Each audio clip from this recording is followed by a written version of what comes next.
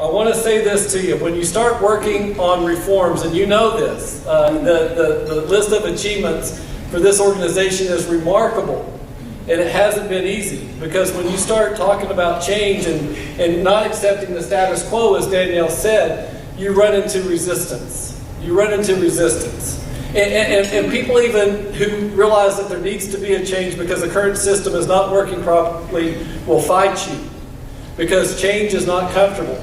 And I want to share a very personal story, because I think hopefully you can relate to it, and it's intended to encourage you. But when we started working on some of the reforms that we're currently pursuing in reclassifying felony convictions to misdemeanors for people who battle addiction and mental illness and these low-level offenses, and trying to get them the help that they need in the community rather than incarceration, I ran into some opposition. And I had a very credible, very good attorney voice some concerns. And so I asked if I could come meet with him. And at first, he was reluctant to take my request, but finally he agreed. And when I met with him, he had his fellow attorneys in the room. And he said to me, Kris, we want to know before we get started in this conversation, where did you get your law degree? So I don't have a law degree. He said, oh, okay, then why don't you tell us how many years you spent prosecuting the individuals who break the law? I said, I don't have a law degree. I haven't prosecuted anybody. And then he went on to say, who are you? That's what he said to me. Who are you to work on these reforms? And I said the only thing that I could think of to say, I don't know. I don't know. And the meeting went worse from there. Let me tell you this. Let me say this.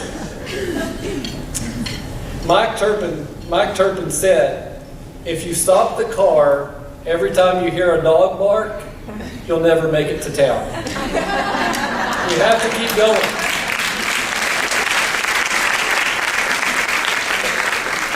So the rest of the story is this. I crawled out of his office with my head down. I'm not making this up. I felt terrible. I questioned. I thought, well, maybe I'm not the right guy.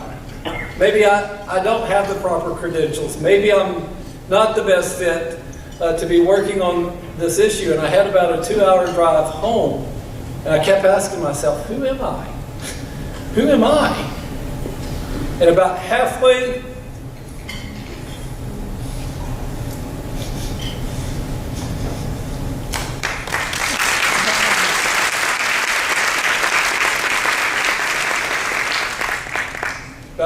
home, it dawned on me. I'm Kelly Steele's husband.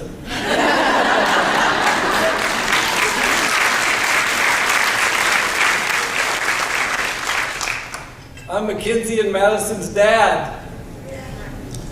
I'm Jenna and Francie's co-worker. I'm a student of Pat Potts. And I'm a friend of David Prater's. And I have every right to work on this issue as a citizen in the state. That's what I thought.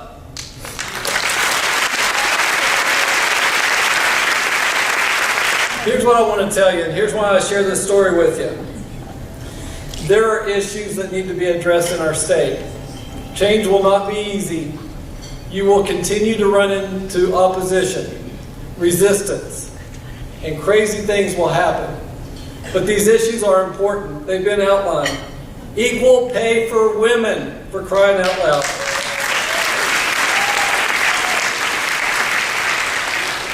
Adequate protection and prevention for victims of physical, verbal, emotional, and sexual abuse.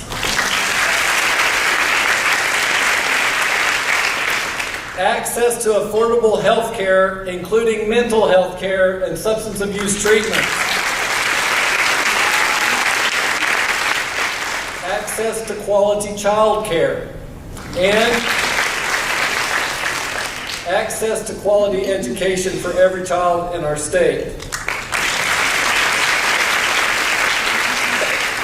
You have moved the needle forward so far on these and other issues, and I just want you to know you are making a lasting difference. but more needs to be done. I was at a North Care event earlier this week, and the speaker reminded me of a situation that was pretty significant. Our nation celebrated the 50th anniversary on the March at Selma. And President Obama said at that event, he said, "There's no denying the progress we have made. But the race is not yet won. You got to keep running. You got to keep running. You got to keep running. More work remains to be done. We have the momentum. Now let's take it to the next level. And if on your journey someone ever asks you the question, 'Who are you?' you square your shoulders, you look them in the eye, and you proudly proclaim, 'You are the women of Oklahoma, and you are committed to improving the quality of life for everyone.' Thank you, and God